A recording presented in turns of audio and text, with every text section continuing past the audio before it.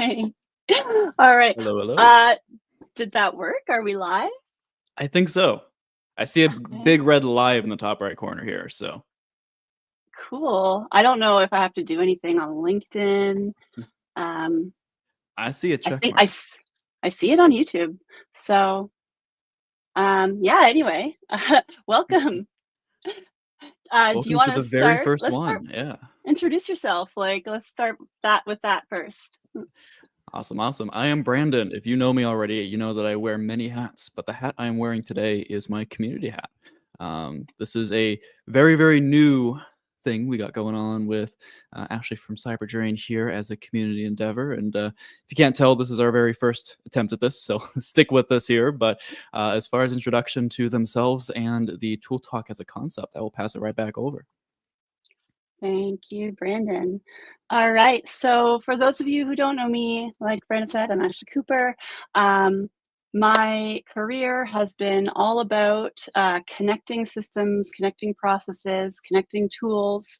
And one of the things that I wished that I had when I was getting started was kind of like that shifted paradigm for how we think about our tools and how we think about what we're building. And it's like, I'm never working within just one product. I'm never coming from just one angle. And so sometimes I need those use cases or I need those details that a vendor-led training session might not want you to know or might not share with you or just might not have the priority to deliver. And so this is going to be about celebrating those champions, those people who are building cool stuff, and you want to learn about the tools that you can use to build more cool stuff. And so CIPP was a really natural intro to the product. There's been a lot of different places, like this came up in a conversation across so many different communities.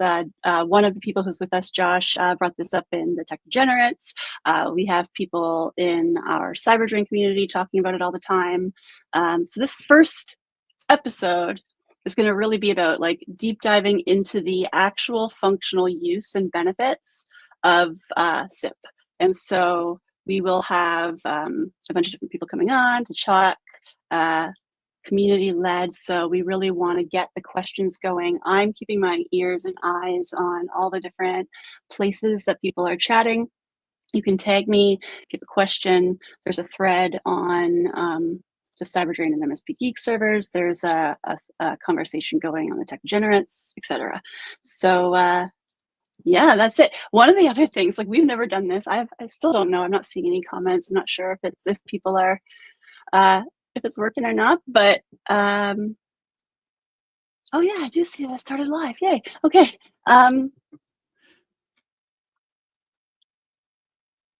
I accidentally started playing something. Sorry about that. Yeah, we'll jump in. One of the things that we'll see, like this is evolving. This is something that we are playing with, like we got silly things going on, like AI to try and make our, let's, how can we make this like a tool time? Maybe there'll be some funny ways that we can integrate that going on there too. But I'm going to stop rambling now. I'm going to let Brandon introduce his two community co-hosts, as well as introduce our hosted guest as well. So who do we got with us today, Brandon?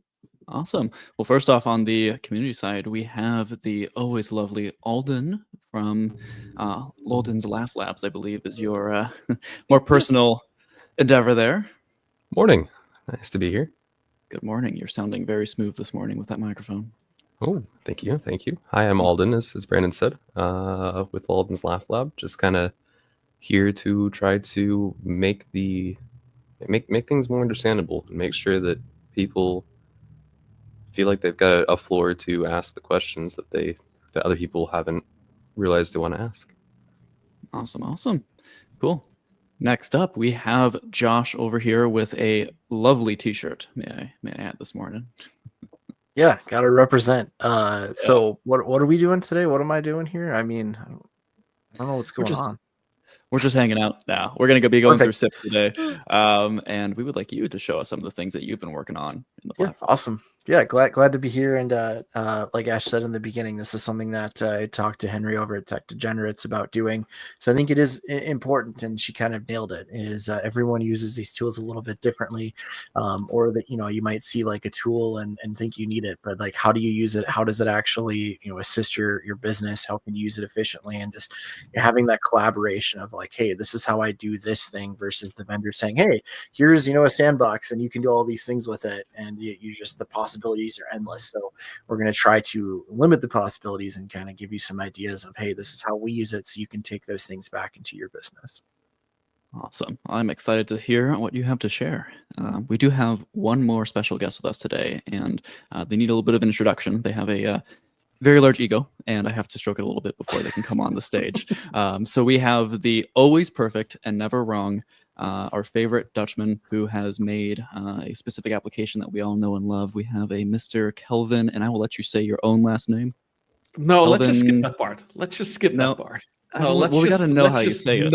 No, let's not. Let's not. It doesn't get said. It's silent in Dutch. That's what's great. Yeah, exactly. Silent in Dutch.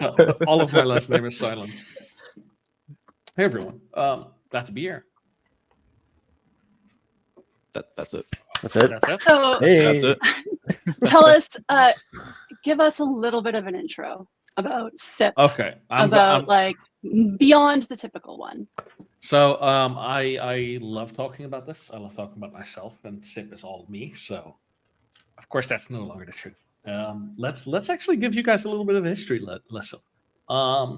About 3.5 years ago now, maybe a little more, maybe a little less. I'm very bad at dates.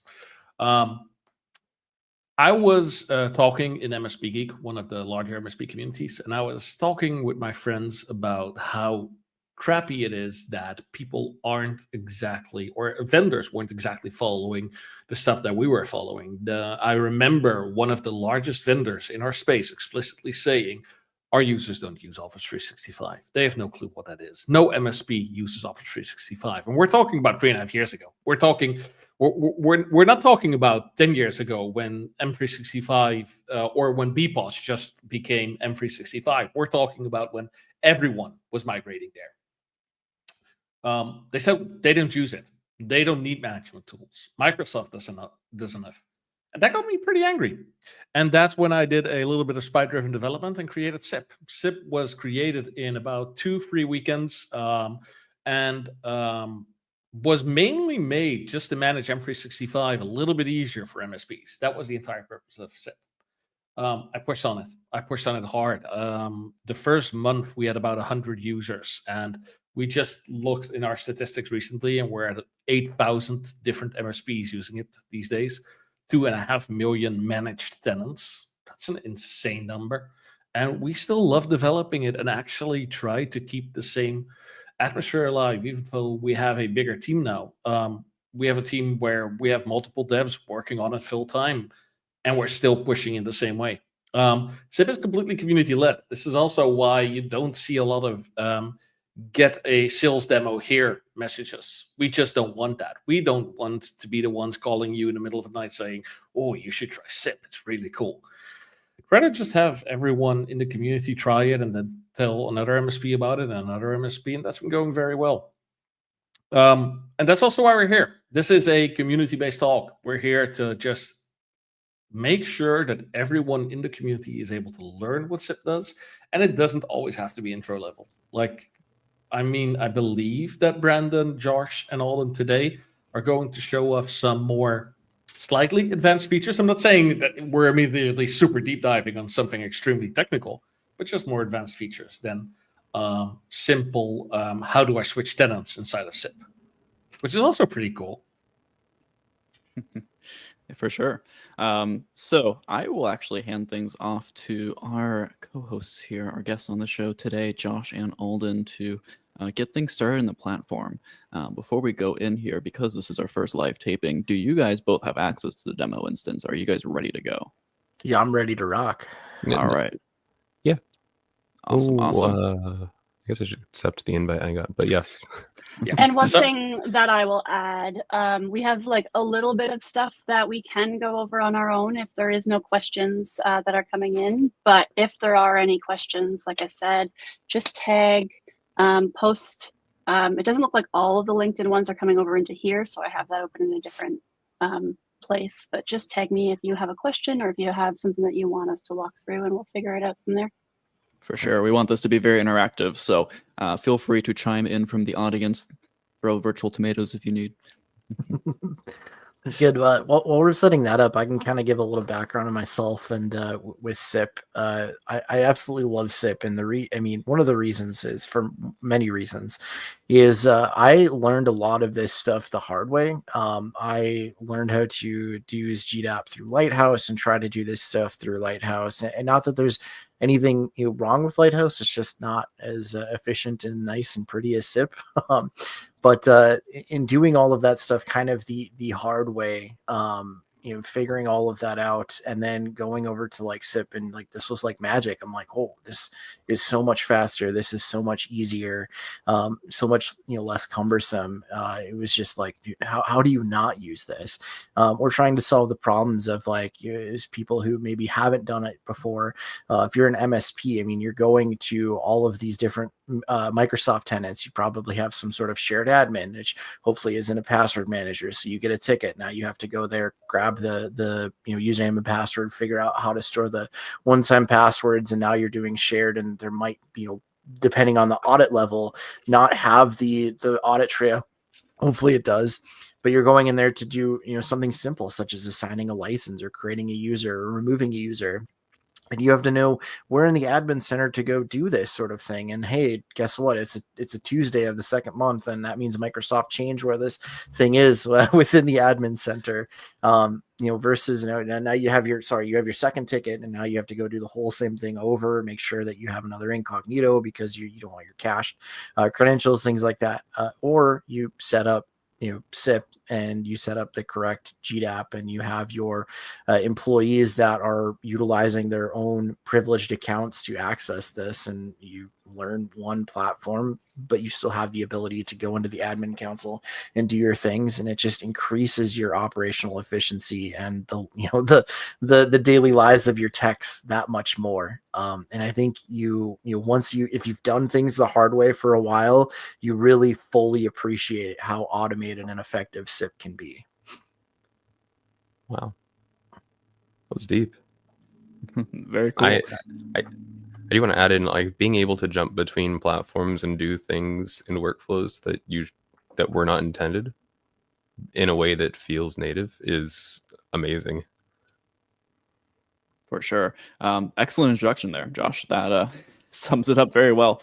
And I'll let you just keep rolling if you are in a good spot to share out your screen and show us some of the super cool features of CIPP that you think are valuable for the audience to know. We can get things rolling. Let me figure out how to do this with this platform. I think I got it. I will help you navigate that. And then let's go with this. I think I got it.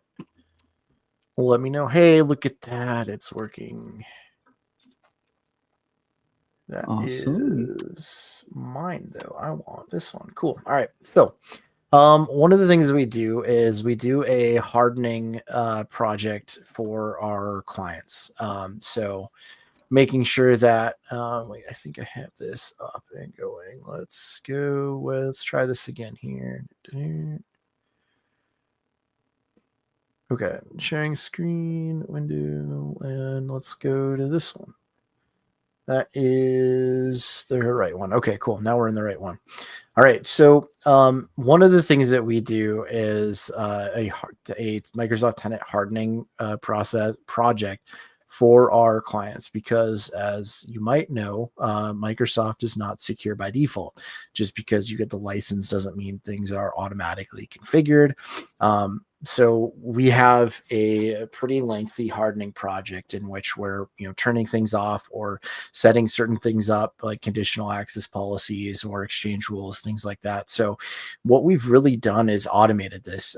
We had one of our project engineers as an ex-Microsoft employee, so he definitely knows his way around the admin center and what, things to push. But these projects were taking 50 to 20 to hours, and half of that, I would say 10 to 15 hours of that is just configuring the things and taking the screenshots and doing that. So what we've done is we have the templates because we're allowed to do that with CIPP. So we took one of our tenants that we did have the hardening on it, and we're like, okay, well, we use this conditional access policy for everybody. So we're going to templatize it and then obviously make adjustments as needed. So to do that, under tenant administration, you go to CA templates to see which ones you have. But if you want to enforce it, so if I'm hardening this Contoso here, you just tenant administration, CA policies, and you deploy conditional access policy up here. It'll automatically select your tenant, and then you choose which template you're doing. So if we're going to block legacy auth, if we're going to require MFA, we're doing all of these. So we just select, one of these, and I'm assuming I'm not going to break anything with that, but you're able to see anything that it does. And then you can choose, what options that you want. You can have it to where it applies to all users, or just, how it goes. Or if you don't want it to break anything, you just set to report only, and then you can verify, within your tenant that it's good. But, right here, bam, it's deployed. And now we do that for 4 or 5 conditional access policies. Now, this one doesn't have the license, but assuming it did, you're able to say, you're able to deploy these like very, very quickly, right? So you can see how, if you've ever set up a conditional access policy, you're setting up 5 of them. This is much faster. Taking it a step further, now we go into Intune policies, and these are quite cumbersome to set up. So looking at configuration and compliance policies, same sort of thing. You can see what is applied. And assuming because this doesn't have the licensing, it probably I believe it actually has an Intune license, but I'm not entirely sure. Okay. So with here you have switch to another tenant, which is 7NGN, which has all licensing. Let's go through that. Cool. Yeah. No. All right. So as you can So see, that was a pretty quick tenant switch, right? That is something that is unbelievably fast compared to Microsoft. It's a little piece of the basic functionality, but it just allows you to just flip through stuff so easily. Sorry, I'm very proud about my tool, and I should shut up. I'm a guest here. Just let you guys show it off. Hey, I do have one question. In your hardening project, do you apply these as one-offs, or do you apply them as standards? So it's mixed. We have some that are standards, the ones that don't change, the ones that are consistent. Those are going to be the standards, but some of these, they are some variables that go in with them. So some of those that, some of them we're going to do manually. So I would say, kind of 50-50. So I will, we'll save standards for later. I don't want to dominate the conversation, so I'll save that for either Brandon or Alden to show. But we'll show you the standards. But in any case, going through like our MDM policies, so your configure compliance, and you have your drop down. Boom, you go here and then choose how you want it to go at next step, and then submit. And now we can just go down the line. So you see super quick. Now let's go back and let's do another one here. Bam, bam, done. And it literally is, that quick. And, we're just going to ignore because I don't know what these technically are, but, here's another one. So fair warning about this demo environment, it's running a development version of CIPP. So if something doesn't work, it's often that we've just modified something in our dev environment, or it doesn't have a license that's available, or these kind of things. So again, if you've ever had to actually build Intune policies, they are very cumbersome to go through. Some of them have 3-4 pages of like options that you need to choose from. And if you're doing those manually, I mean, that it can take quite a bit. There's also the opportunity for human error in there. Like if you're going through and you maybe forget to hit this check mark, or you mark this versus no. I mean, this is like, it's automated. So you set it once and then you just push it through and do the verification. So very, very quickly, very, very quick on these. You can also do the same thing. So in Tune, we covered conditional access policy. And then lastly, you can do some sort of, you can do some of this within transport rules as well. So if you have connectors that you're setting up, depending on like if you have a third-party spam filter, they have a connector. If you have any transport rules, such as you want to delay, block external auto forwarding, that's already there. So again, all the templates that you would need here. So you harden one environment and now you have it and you're able to very quickly, very quickly harden these. I mean, we legitly saved 10 to 15 hours on our hardening project just by doing this. That's crazy. That is an absolute insane amount of time savings. It's absolutely crazy. There are some questions coming in through chat, and I'm just going to ask them, and then anyone could show them off. One of the questions that came in, and I want to answer these myself, which is very hard. So that's why I'm asking you. So I'm not answering them myself, because I mean, I made this stuff. Someone asked, is it possible to create policy packs or groups to deploy multiple at once? In some cases, there might be 50 policies to deploy. Does anyone want to answer that? Yeah, I can take that one here. So CIPP has a awesome feature called standards. And let me share my screen out and I will show y'all how that looks. I believe we are sharing this one. All right, and let me if I just click build it up. this. Hang on, we're getting there. Add to stage. Hey, there we go. Okay, cool. So this is CIPP, as I'm sure you've all been aware. If you haven't gotten that so far, pay attention. Wait, why is it so blinding? It's very bright. Sorry to flashbang everyone, going from dark mode to light mode, but light mode looks a little bit better on the stream, I think. So let's go ahead and say, okay, we have a large number of policies to push through here. We have Intune policies, we have conditional access policies, we have group templates. Maybe we have dynamic group rules that we want to apply to different customers.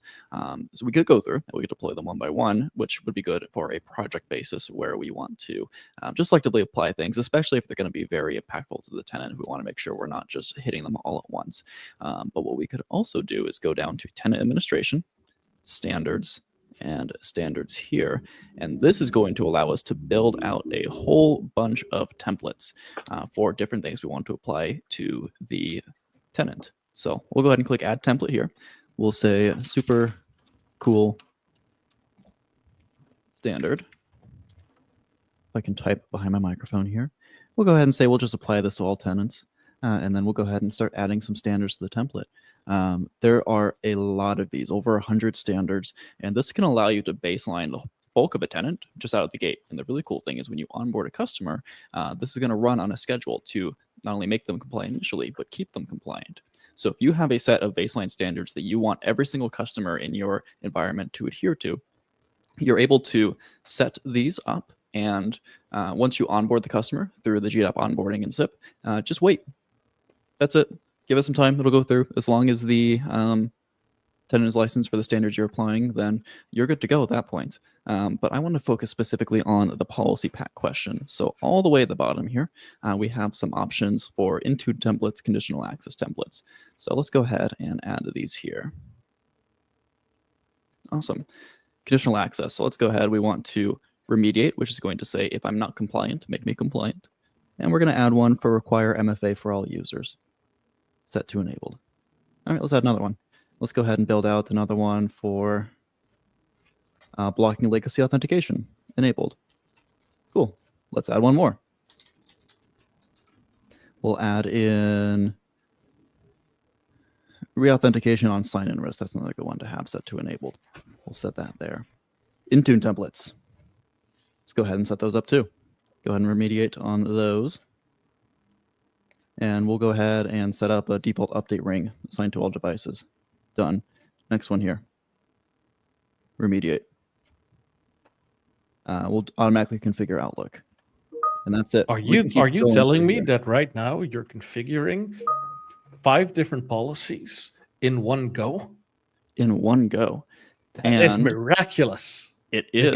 The guy that made this should get a medal. I think he should. He should be considered one of the most valuable partners for Microsoft, I think.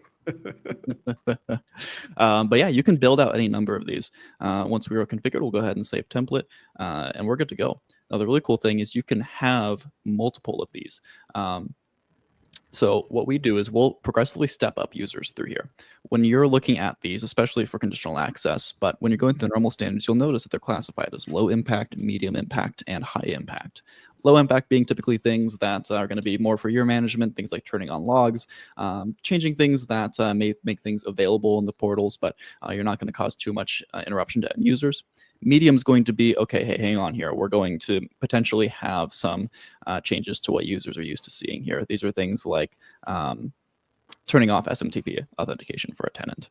And of course, high impact standards are going to be, this is going to change, and it may be a little bit difficult to change back from within CIPP.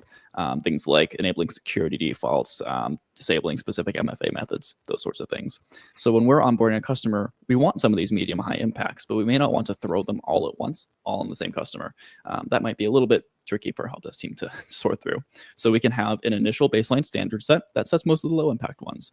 We'll add in the tenant that we just onboarded to that standard set. Then we'll have the next one. That'll be things like turning off the medium impact things, turning off SMTP authentication on the tenant, starting to deploy out some of our Intune policies and our conditional access policies. And then lastly, for our full hardening, we can go through and start aligning it with things like certain frameworks.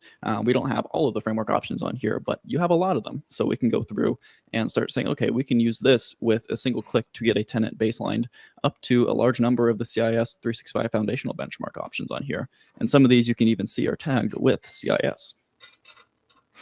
I do like to throw out though the low impact one where you're enabling the phishing protection via branding CSS. It's a fantastic one, but that one is not low. It can might not be low impact because I decided to push that on a Friday, not realizing that how we have our VPN configured uses Microsoft authentication. And over the weekend got I had quite a few calls from clients saying, why does this say I'm trying to connect to the VPN? Why does it say this is a phishing site? And had to figure out how to backtrack that pretty quickly. So I would be careful with that one. Yeah, it's a really good point because yes, it is low impact in general, but each environment is always different. I mean, even setting the context emails could be something high impact. Like for example, if you set them to the wrong email address, it could have a huge impact.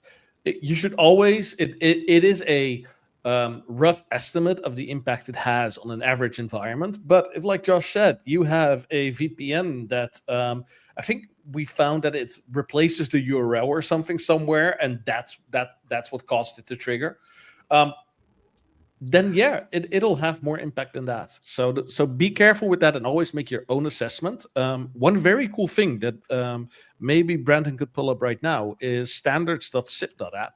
I was just going to say, hey, Brandon, I wonder if there's a way for people who aren't logged into CIPP to see some of this.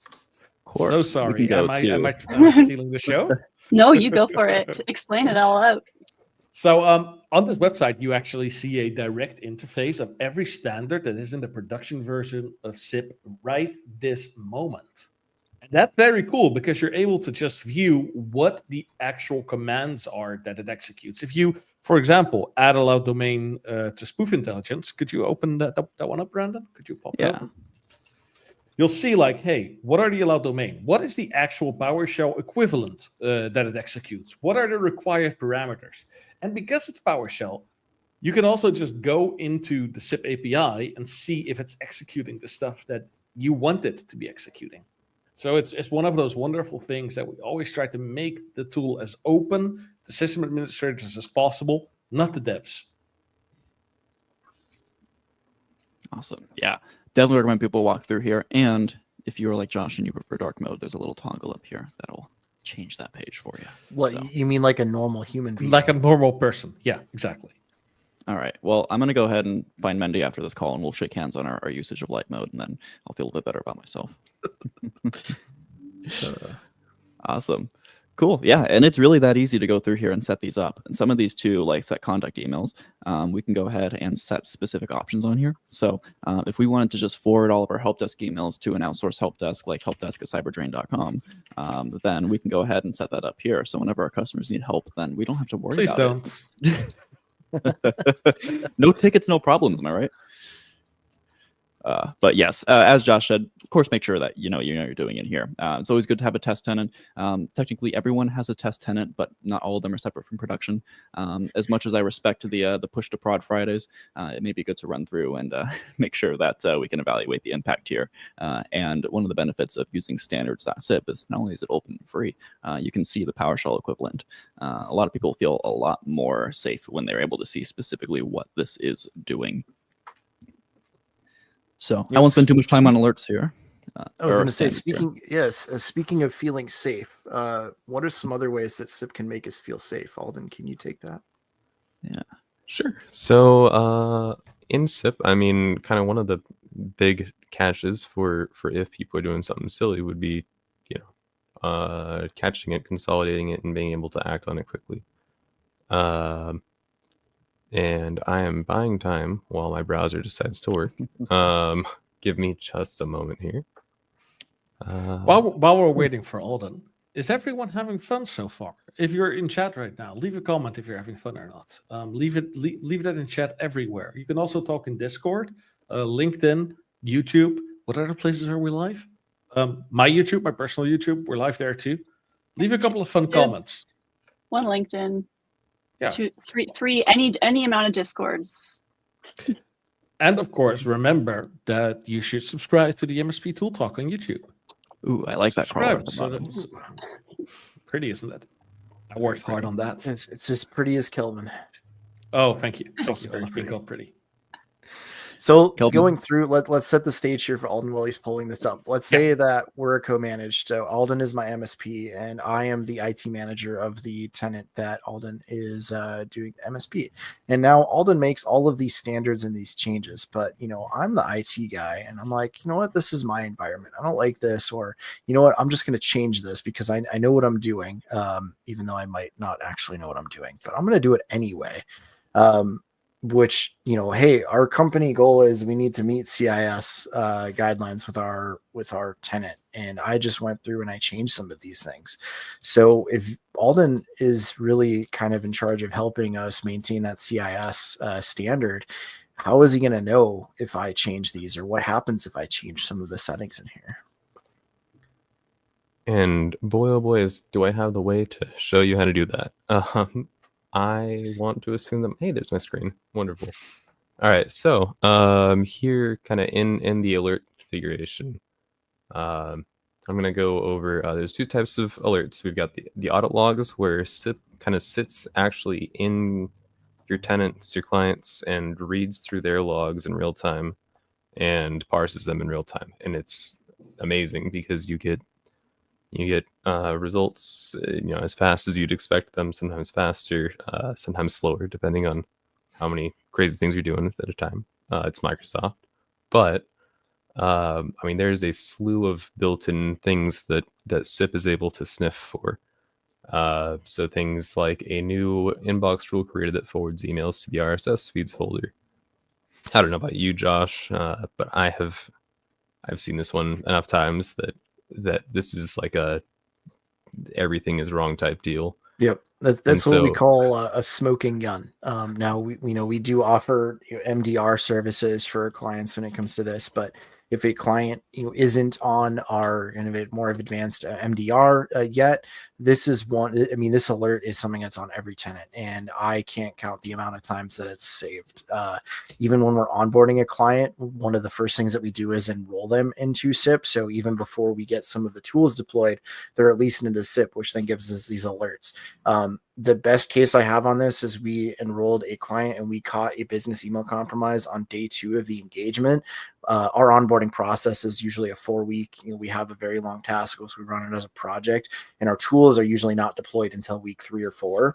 But CIPP is kind of one of the first things that we get them enrolled in, so we get a lay of the land. But because we have the alerting on it, we're able to catch that business email compromise on day 2, and it was a CEO's email too. So huge win. Please use this. This is your smoking gun. If there is something forwarding to the RSS folder, no one is using that. Like, that is raise the alarm, all hands on deck. Like, I cannot, this is, if you use CIPP for one thing, this is what it needs to be. I would say that the phishing CSS is my thing that you should be using it for. But I mean, this is all like the RSS feeds folder. That's a honeypot, anyways. I'm sure I Microsoft love. is using it as a honeypot. I absolutely love how passionate you guys are about this. It's so Although, cool. although the RSS feeds folder is also really good if you don't want to delete things from your recycle bin, because we all know that the recycle bin is a Stop spare that. folder that Stop that. The Stop recycle that. bin is where you put all the important emails you need to get back to in 6 months, right? the other fun ones. Producer, could you mute Alden and Brandon, please? the other really good alert built into the auto log alerts that you don't get natively through Microsoft, and I am kind of jumping to that, unfortunately, is the VPN proxy anonymizer, which also, as Josh said earlier, is low impact for most, but for some this is huge. So that would be one where I wouldn't be doing a BEC remediation immediately. Personally, I would just be generating an alert and maybe doing something with a different tool in the back end to try to consolidate those and ensure that it's that the anonymizer, the proxy, is a known good one. However you spin that, but again, this is a crazy. It's a very powerful tool for detecting things that you wouldn't typically be able to find, but also you may not even know to look for them. You may not know that you got some people doing shadow IT stuff logging in from Timbuktu. You got to figure that one out with your clients. So I'm just interjecting here because I said I'd be the guy responsible for questions and stuff. I'm not sure if you guys can hear me, but my browser is currently stuck. We can hear you. We can hear you. We can hear you. Awesome. So Game T just asked, what's your opinion on the baseline features coming to Lighthouse soon? I'd love you guys to answer that, because if I'm going to answer it, I'm going to be biased as hell. I think it is a good thing because it is extending more controls to more MSPs. I also think that CIPP has spent a lot of time developing their standards to be in a more comprehensive way that Microsoft may not be able to supply fully in their initial release of what they are providing. I don't ever think other platforms adding features is necessarily a bad thing, but I think it is also important to evaluate which platforms has the most comprehensive set. Yep, I would actually say if you're knowledgeable with Lighthouse and you utilize it, it can be used in addition to CIPP. Now, there was at some point that this has been fixed now, but there was at some point where a baseline was available in Lighthouse that wasn't available in CIPP. So we would use CIPP to deploy a lot of the policies and everything, but there was a handful of Intune ones that weren't able to be pushed with CIPP, and I had to use the baselines from Lighthouse to push. So again, and I know Kelvin has said this, but I'll say it for him. This isn't a CIPP versus Lighthouse. Kelvin works with the Lighthouse team very closely. He isn't bashing them in any way, shape, or form. And we're not saying that, CIPP is better or anything. It's just another tool that you can use. So, anything that, Microsoft has to be available, great, awesome. I prefer the CIPP interface. Even you can do some of the baselines with Lighthouse. It is a little bit more difficult to do. There's a little bit more learning curve to it, but it's definitely not a bad thing that they're adding more functionality to it. Exactly. So I shouldn't be answering the questions myself because I'm biased as hell, and every answer will sound biased, but this might not, because please go check out Lighthouse. Please do. Because they are working very hard to create functionality for MSPs, and that's very rare at Microsoft, that they're specifically dedicating time to MSPs. Please check it out, and if you are able to use it side by side, that's absolutely amazing. That's absolutely amazing. Do it. It's just another tool in your arsenal that might help you get more secure or help support your clients better. That's the only thing I'm after. Yeah, and Kelvin, I believe there are some features of CIPP that utilize Lighthouse API. Is that correct? The universal search on the dashboard that searches every single tenant for a specific username or a specific group, that kind of stuff, uses the Lighthouse APIs. Microsoft works very closely with us to create specific APIs just for CIPP and then implement them in Lighthouse later on if they turn out to be tested well. So we have a very symbiotic relationship, I guess you could say. There was another. Oh, I was just going to say there was another question that there had was another came question through. that came up, and it's one that I actually had that question. Alden. I can't. I'm sorry. I'm sorry. Remove participant from stage. Come back up. Alden, what's your question? Oh, I actually don't know the answer to this one, and I'm scared to ask the question. So I appreciate the person in LinkedIn that asked it. The one that I posted in chat. Yeah. Okay. How? Go ahead. I was just gonna say let's get to that question. I don't want to squirrel away from what we were doing. I know that you were going to be showing something, and then Josh was going to be adding on to that. So let's get through that. Let's circle back with the question, and then there's another one that we can go over. I do want to pass this to Josh here. Yeah. Okay. Yes, good segue. So there is another. You see at the top of Alden's screen there was another set of alerts called scripted CIPP alerts. And Josh, I would love for you to share more about what those are and how they may work alongside and do some things that the audit log alerts may not be able to do. Yeah, absolutely. So let me go ahead and present my screen again.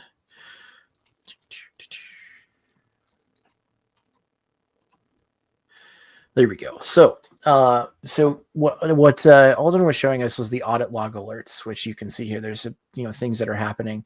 The scripted CIPP alerts are going to be a little bit different. So these are things that can kind of help with the management of your tenant, or in the case like I gave, where hey, you're co-managing and these things happen, where I might turn off MFA on an account for whatever reason, or hey, mailbox quota, again, it could be used like, hey, this person's mailbox is getting 95%, so it allows us to be more proactive, or your licenses are expiring, or other things like unused license, overused license, overutilization, application secrets, which is a really great one. These things here for Intune enrollment, things like that. So these are things that will help you manage proactive these tenants, so that way you're able to fix issues before they arise. I do really like, when again you can kind of come in and you're baselining these, like you can kind of get an example of where a tenant might be if you bring them in here and you're alerting on these sort of things like that.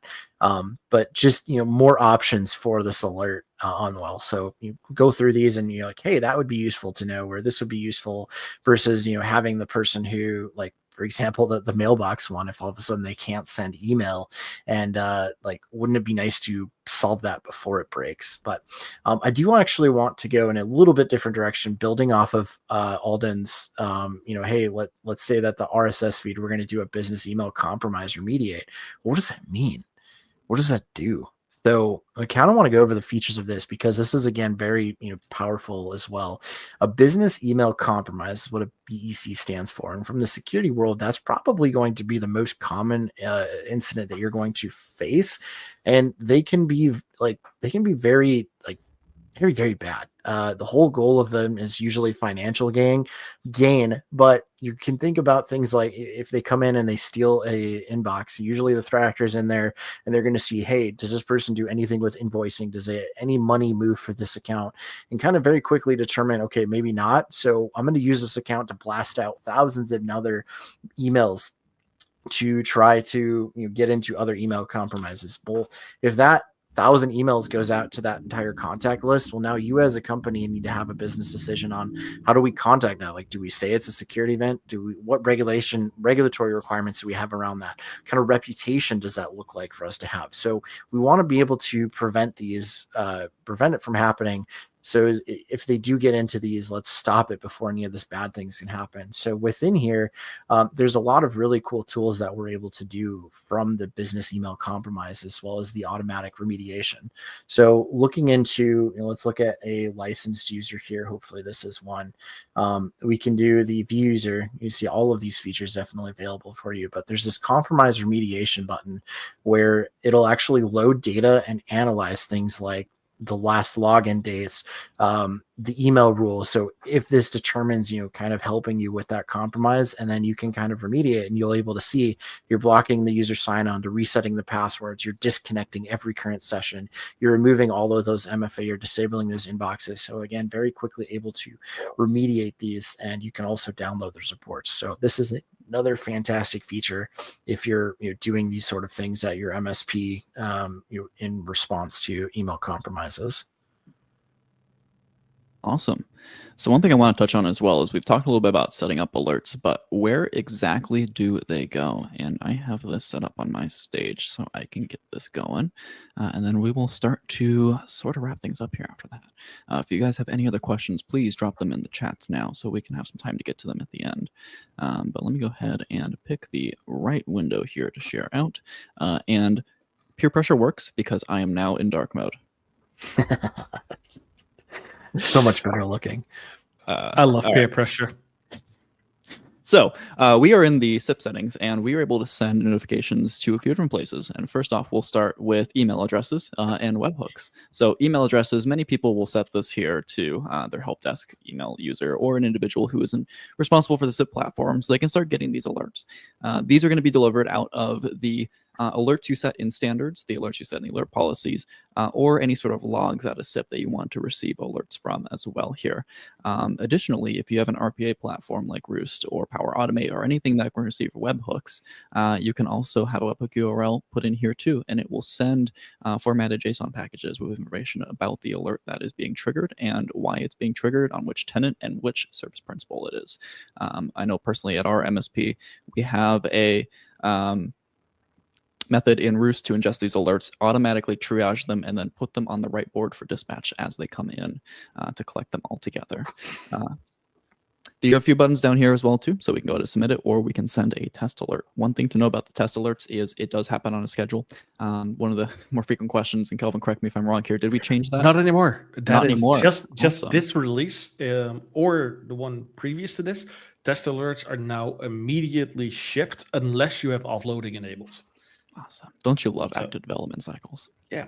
So the moment you hit send test alert, you actually get a choice on what type of alert you want to. So you can say, I want just to write to the logbook to see if that's going well. I just want to send the email, or I just want to send the webhook now. It's a single button right there, send test alert. It's very obvious. It's meant to test as much as possible. So feel free to hit confirm 100 times and see what happens. Request failed because we are in a test environment. But the test environment does not have email nor webhooks enabled on purpose. On purpose. Because it might have happened that I received 7 million emails one day. Might have happened. Maybe, hypothetically. We do also have a few other locations that we can ship these to as well. If you may have noticed in the alerts configuration page, there was an option for send to PSA. And in our integrations page, look at all of these cool logos. One of them being Halo PSA. So for anyone who uses Halo here, we are able to go through, map your tenants, and start shipping alerts directly into the PSA, and then start tying them to customers in Halo PSA under tenant mapping. We do have some other integrations here as well. You can open up the CIPP API to make your own API calls against the backend, which is also very useful if you're using an RPA platform. You can add documentation to NinjaOne and Hoodoo. You're able to send license counts and create tickets from Gradient. Manage your CSP licensing from SureWeb. That's a fairly new one here as well. Some password management security things here to send password links securely from Password Pusher, and then scan tenants for compromised credentials that have been pwned. And then a few more backend type ones here. If you want to protect your self-hosted instance behind a Cloudflare tunnel, you're able to set that up here as well. And then you can also manage repositories on GitHub from CIPP as well for the community repositories feature. So and we have while you're on that point, on the topic of GitHub and on the topic of community, one thing that I wanted to call out, somebody asked in chat about how you can contribute. So the thing about our docs, actually, if you were to just go to like docs.cip.app and pull that up, it's a front-end documentation platform called Gitbook that actually just runs on GitHub on the back end. So if you see that little button where it says edit on GitHub, there is, this is public repo that anybody can contribute to. One of the cool things that I want to do for one of our next Tool Talk sessions, and I've been talking with GitHub about this as well, is like this concept of like bringing more of that accessible enablement to that business level where like curious but capable GitHub edition, like, hey, how do you make a PR? How do you contribute to documentation? So we'll be doing one of those next, and I'll make sure to highlight specifically how on the documentation side, but really simply at a high level, if you're familiar at all, you can fork. It's on the CIPP repo. It's in its own branch, much to one of our community members' favorite. It's their favorite thing, but you can fork that over and make recommendations and changes and push PRs without even needing to fork it right from there. So we'll show some of that off. Awesome. I'm going to go ahead and circle us back around real quick, and we'll end up back on GitHub, I promise. One of the things that we saw here was community repositories, and that is something fairly new to the platform that I want to show off here. So in the Tools tab, we have community repos, and we were talking a lot about templates. Now, you can definitely go into your own customer tenants or test tenants and clone templates out of there for Intune policies, conditional access, and others. But you can also grab these JSON files off of people's GitHub repositories that they will share out to the community. One of them being conditional access baselines, and another one being Open Intune baselines, and of course the CIPP templates. Now, Open Intune baseline is super cool because it helps pre-configure a lot of the baseline settings that you need for CIS Windows benchmarks, Essential 8s, Microsoft best practices. So once you're in CIPP, we can go ahead and say, let's go ahead and view the templates available here. This is going to reach into that GitHub repository and pull out all the different JSON files that you need to see for things like Mac OS protection, baseline, bring your own device app protection policies and whatnot. So not only are you able to apply these standards here from these repositories, you can also create your own community repositories and share them in the CIPP communities, one of which being the CyberDrain Discord. Ashley, I will task you if you are able to drop a link to join the Discord in the various chats we have here. That would be an awesome thing to share. Speaking of community, though, CIPP is open source. And as part of being open source, anyone is able to contribute to the platform here. So if you ever want to look behind the scenes as far as what is running in the background, how it works, or there is something that you just wish was a feature but wasn't, you're able to go through and help us contribute to development here for the platform. So the API and the front end is fully accessible for you to view through. Kelvin, do you want to talk a little bit about how on the back end things are structured and how people can best contribute? Oh my God, I have no clue. Of course, I'm joking. It's all that's one of the most simple things that we've tried to focus on administrators, and we wanted to make it open source for system administrators, not for hardcore devs. Yeah, the front end, and this is going to sound scary as hell if you're sysadmin. The front end is React plus Next.js plus Node, and yeah, that sounds really creepy. Actually, it just means we're using a JavaScript framework to build everything on the front end, and most of the changes that people need to make aren't even on the front end. There are two specific GitHub repositories, one called CIPP, one called CIPP API. CIPP API is where all the actual magic happens. It is a PowerShell module-based API. So as long as you know PowerShell, you can pretty much do anything you want in that repository. You can go check the files. You can say, oh, this doesn't do exactly what I need it to do, and change it for yourself. Or you can commit changes to the main repo saying like, oh, hey, I have this one standard that is really cool. For example, disabling MFA for all users, and I want to add it. And then you can submit that pull request to us. And I can deny it because it will contain a insecure solution. But if you make secure solutions, then absolutely, we'll accept any PR there is. Awesome. Yeah, so feel free to poke through here. And I know a lot of sysadmins are very familiar with PowerShell already, so this could be a great way to learn more of how function app scripting works on a scale that people have already figured out for you. So we have about 5 minutes left here. I'm going to hand it back to any questions that people may have. Ashley, have we had anything come through on LinkedIn or YouTube that has not been addressed yet? We did, but all of a sudden now things are starting to come through in there. I had to go searching everywhere. There was a few things. Let's just rapid fire. Tell me whether we addressed them. Tracy asked, is there a way to exclude anything from the scripting alerts, aka we know that there is a client with, say, 90% of SharePoint, can we exclude that, or would we have to adjust the alerting? I can take that. You can just exclude the tenant from that standard. That's it. Yep. My suggestion is to always select all tenants and then create exclusions, either by groups or by selecting specific tenants. And that way you work on your alerts. Because if you ever add a tenant, you don't want it to be excluded from your new alerts. So you want it to be automatically included, and you just use groups to manage that. So that's one way to do that. You select the specific alert and exclude them from there. Another question for you: does the I have been pwned integration work on self-hosted tenants? Yes, absolutely. You just have to get your own API key. Hosted benefit is that you get a free key. You don't have to enter it for for hosted tenants. Self-hosted, you have to get a key. You can get the cheapest key available. It just takes really long for all of your data to populate if you do. I'm talking about weeks. And I think there was one more here. 1 second. Somebody was asking about how do we test the Halo PSA integration for alerts?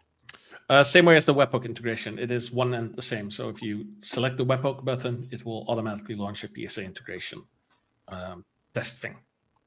And there's also, for testing the API credentials, a little test button here as well. A big old test button, yes. Cool. I Awesome. think that was the questions. We're 3 minutes left, so we solved all the world's problems. Look at us. And the streaming, the only problem I think that I noticed was that the comments weren't syncing through until just now. Gary wants to know, or he's sub APIs where Kelvin hides his code. Gary wants to know this, and that is on the roadmap, Gary. Expected in the next 2 weeks. If someone is a user of CIPP and wants to submit a request for a feature, let's say, Kelvin, what is the process for them to do that? So we allow feature requests from our paying users, our sponsors. If you're not a paying user, your feature request will currently be closed. But you can go to github.com/Kelvin Tegelaar/CIPP, so where you forked the repository or where you subscribe to the sponsorship, and then go to the Issues tab. If you click on Create New Issue, you'll have a button, Feature Request. You fill in the form, and we add the feature. And then somebody else was asking, I didn't ask permission to share this. I'm just going to share it because it's something that I've been playing with. And we will be bringing some of these things over the same way that we did with the standards.cip.app. There we go. Thank you. But this is on my blog. I'll share the link out. But it was me showing how easy it is to access JSON data simply by giving it some front end information, right? And so we've got our standards the same way that you see on standards.cip.app. But there's a lot of different things that we've got access to here. This license helper is one that I most recently added. So, it doesn't even show you the URL that we're in. That's kind of neat. I'm going to post a comment here so that you guys can see that. And then that hopefully goes out everywhere as Kelvin. It does. We were having issues with YouTube. So yeah, that's a fun little sneak peek at something. I almost pressed leave studio. Ooh, be careful. So, that would have been funny. Richard McDonald is asking, is there a way to use CIPP to manage our internal tenant? Could anyone answer that? There is, but you have to be very careful because, again, you have admin level access to it. So depending on how your internal, hopefully you're using privileged accounts and things like that. But for us, if I were to have ours internally, that means our service desk is able to manage our own tenant, and that's not advisable. But Kelvin does have some ways to do that. It's just a little tricky, and you have to really be aware of access permissions and things like that. So check the docs, read the docs. It's in the docs, but be careful, just like Josh said. Josh is exactly right here. There are some caveats. Make sure you make a custom role so not everyone is able to access your tenant. Just make sure to completely follow the document that is in there. It's called I want to add my own tenant. That's the name of the doc. Awesome. All right. Well, we have are to drop just out of now. We're time. late. Yeah. Yep. No, Well, thank you people have to go. Kelvin, Alden, Josh for coming on the show today. Thank you everyone for attending the very first Tool Talk episode. Hopefully we are going to be growing alongside with you, and we have earned your continued viewership. Ashley, anything you want to play us out with? Thank you.